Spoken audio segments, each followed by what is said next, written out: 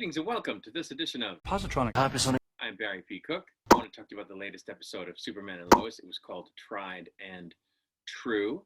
And as it starts, we're with Bizarro, and it seems like he's having some kind of a trip because, well, it's hard to know, right? Because he's in Bizarro World, which is just weird. So it's hard to know if he's tripping or if that's what it's really like. Anyway, I couldn't really make out what was happening, but he's at one point fighting some soldiers, but then we see him wearing the metal suit that he wore in the episode where he first actually meets Superman. And there was funky music playing. It was very strange. Then we see where he's confronted by some kind of a super version of Lana. So in his world, Lana is enhanced, I guess, and she confronts him. At least it looked like Lana to me. It was very strange. Then we see where he's visiting Annie, or Allie. Is that her name? Allie, Annie, the lady. And he takes the pendant from her. And he kind of punches her. And then he's on the Kent farm, the Bizarro Land version of the Kent farm, in the mining suit thing. And the farm is all messed up because it's the Bizarro version. And then he just takes off into whatever the sky is. In that universe, it's all red and stuff. And he then finds himself in the mine on our Earth. So it's almost like Bizarro World is inside the Earth. That's the way it seemed, because he's flying up from the ground on the Kent farm, and then the next thing you see is he kind of crosses over and he's flying through rock and he lands inside the mine on Earth. It was really strange. Anyway, after the strangeness, we see that he is, of course, still being held captive in the Fortress of Solitude, and he's talking with Superman and the hologram of their mother.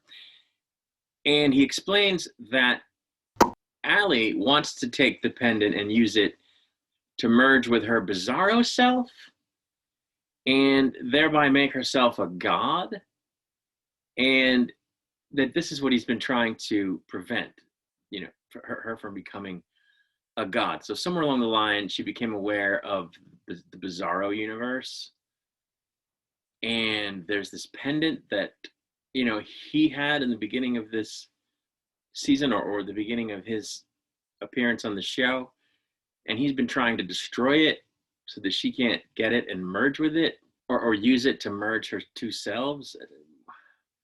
And it plays into the whole thing about how she's been talking to her adherents about, there's another version of you, this is only half of you, and apparently this is her whole thing, and she's trying to become a god. The next thing we see is the general getting a dressing down from his boss, and I couldn't have been happier. His boss is tearing him a new one over the fact that he's just been botching this whole thing, that he doesn't have Bizarro and so forth.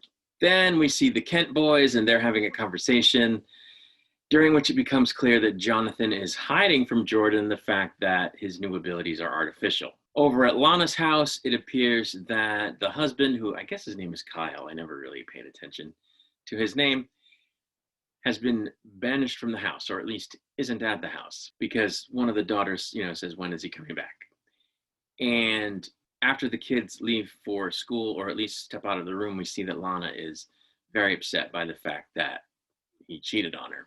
Then General Lane shows up at the Kent farm with Lucy, so that the three of them, he, Lucy, and Lois, can talk, which of course doesn't really go all that well at first. Then at the funeral of the two super people, the artificial super people, the current general gets yelled at, this time by the mother of one of the victims, who even slaps him, which was pretty cool.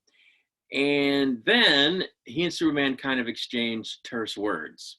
Then we go back over to the kids, and there's a short scene with them that I didn't care about. And then there was a scene where Lana and Kyle talk about their relationship. I guess he showed up at the house, and he's saying, I didn't mean it, and I only love you, and okay. Then we go back to General Lane and Lucy and Lois, and they're all talking, and they've decided not to talk about the subject that has them at odds. They're talking about other stuff. So they're talking about the Kent boys and how they've grown, and the general makes a very astute observation about how the first Pirates of the Caribbean movie still holds up, which it absolutely does, and better than any of the other films in the series. It was kind of an odd thing to talk about, but there it was. But he was right. Anyway, we then get a really great scene where Superman saves a bunch of folks in, I think, Russia. In fact, it was Russia, from a really bad avalanche. So he hears these people, I guess, screaming out in terror as this avalanche is about to start, or is starting. And he flies over there, to help them. And it's just really well done. These action sequences on this show are consistently well done in terms of the cinematography, in terms of the special effects, and the music even is really good. So it was a really cool scene. It's the kind of stuff I wish they would show more of, instead of all this drama with the kids and the Lana family. These things are few and far between. They throw them in, but there should be more of that stuff. I don't know. But anyway, they had this scene. After that, there was a really, really, really great scene between Lana and Clark, where he goes to a diner to meet her with Lois's knowledge and even encouragement to be able to be there for her in her time of crisis. And again, this was a really well-acted scene. It was a well-written scene. But as great as the scene was, I don't know what it was doing in the middle of a Superman show. Like, if they're trying to show that Superman is a well-rounded person, that Kal-El is this well-rounded person who is both superhero and best friend, as opposed to just a superhero, and that there's value to the Clark persona, that's cool, but it's detracting from the comic book elements of the show. And I don't know why they would do that. Nothing they do on the show, no matter their goal, should be something that detracts from the comic book aspect of it. But I don't know, at the same time, the other CW shows are very often kind of shallow and a little too comic booky, whereas, this scene was anything but that, and this plot line was handled in a very adult way, whereas that's not always the case on the other shows, and it felt very real life, to its credit. But I don't know what it's doing in the Superman show. It almost seems like neither this show or the other CW shows have ever really struck the right balance between trying to be a serious show, that examines the human condition and that has realism to it, but which also, stays true to the source material as a comic book show, with the super stuff and the hero stuff. I think, though, that if this show dialed it back just a little bit on the family and friends stuff, it might be the first of the CW shows to actually strike that balance. It's just that it's a little too much. You almost forget you're watching a Superman show. I don't know. It vacillates. It goes back and forth between, hey, this is a superhero show, and hey, this is like Desperate Housewives. So I don't know. I think they need to strike a better balance. This particular scene, this really great scene, as I said, was followed by more family stuff at Jonathan's football game. And then there was a scene between Lana and, get this, Lana and the lady that her husband was having the affair with. Like, if this were Desperate Housewives, which was a show that I thoroughly enjoyed, it would make sense. But it's a comic book show. And I don't know why they spend time on this. Like, can we get back to Superman pursuing the pendant? He's trying to get the pendant. Can we get back to that? Why are we doing this, like, focusing? I mean, again, and I said this last week, it's good to have these characters. it's fine that they have Lana and the kids and the thing, but like she's a major character on the show, and this event in her life where her husband had an affair, they're dealing with it like they would have dealt with it on a regular drama show. And again, on the one hand, that's great because it feels real and it speaks to the human condition, and it's valuable as a plot line. There's value to it, but like, what? Why is it in a Superman show? I don't know. But I'll say this: the lady that plays Lana is a really good actress. She does a really good job in these scenes. It really feels like she's hurting and in crisis mode.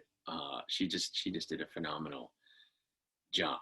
But even after this scene, they're still not doing super stuff, because we get another scene at the football game where Lucy and Lois are talking about their differences now and about the fact that Allie is dangerous, which I guess has something to do with the comic book plot, but it's not. They've trod this ground before. They've been on this ground with Lois and Lucy and Allie for several episodes now, and they haven't moved the ball forward in that part of the show, that part of the overall story. So it's just like, really, can we move on from that? And then after that, there was a scene between the kids about the fact that Jonathan is doping, and only after that did we finally get a scene of Superman visiting the general, who I guess had told him that he was on board now with helping Superman destroy the pendant, only to, in actuality, lead Superman into a trap where he's hit with a simulated red sun, and is told by the general that he's the real threat as far as the general is concerned, which, is not great. But they don't stick with that long. They go yet again to another scene between the Kent boys at the football game where they're arguing about how Jonathan is doping. Only after that do we go back to Superman and the general to see Superman fighting a bunch of guys under the general's command, just like Bizarro did in the opening of the show, except he ends up getting taken down with a kryptonite bullet, which we didn't see in the sequence that was in the opening. It hits him in the shoulder and he goes down. And then the general is holding the gun over him, and it goes to commercial just as we hear a gunshot. So you're left with the impression, holy crap, he's really trying to kill Superman. But when they come back, there was yet another very well done, very human scene, a very real seeming scene between Lana and her husband where she's visiting him at work. And again, he says, I didn't mean to hurt you. I really love you. And I'm not the same person, which I do think is true. I think he was a different person in the past. Because don't forget, in the beginning, he was really a jerk, and he sort of changed over the course of the first season. But it's not enough for her. She tells him that she's not sure how she feels about him anymore, and that she has a lot to think about, and that until she knows whether she even loves him anymore, he needs to move out. And it, again, was very well done, very well acted, very well written. But why? It's almost like there are two shows happening. There's this serious drama with serious characters that are depicted in a way that's very realistic, and then Superman is thrown in the mix. Like, I don't get it. But like I said, the other CW shows kind of don't do enough of that, and they seem too comic book. So I just wish they'd strike a little bit more of a balance, I guess, because I don't hate most of this non-super stuff. I just find it to be too abundant in the show. Anyway, before the episode ends, we see that the general didn't kill Superman, but instead arrested him for treason. He has him strapped down to a gurney, and he gets carted off to be put in a cell with his half-brother. And that's where the episode ends. So I didn't hate this episode. I found the stuff with Lana to be very compelling and moving. So because of that, on the one hand, I enjoyed it. I enjoyed watching it. But it's too much. And the effect that it has is that the comic book plot is being stretched out, and the ball is moving forward very, very slowly, which, you don't want it to be too quick, but at the same time, it's almost incidental to the show, and it shouldn't feel that way. The comic book aspect should not feel incidental, and it does. So I don't know. I hope they fix that. But what the heck are they going to do now with Superman in custody? Are we going to see Bizarro get let out of the Fortress of Solitude to sort of carry on what Superman was trying to do, to get the pen and destroy it, which of course Bizarro has been trying to do the whole time? Is he going to be the one that rescues Superman? What role is the brother going to play? Or are they going to go a different direction? Is Jordan going to be the one that rescues Superman? Interestingly, there have been released some behind the scenes pictures of upcoming episodes in which Jonathan apparently takes up the mantle of Superboy from the comics, the sort of 80s version of Superboy with the t-shirt and the black jacket and all that. So I don't know, maybe he's going to be the one that picks up. Although in those pictures, Superman is in them.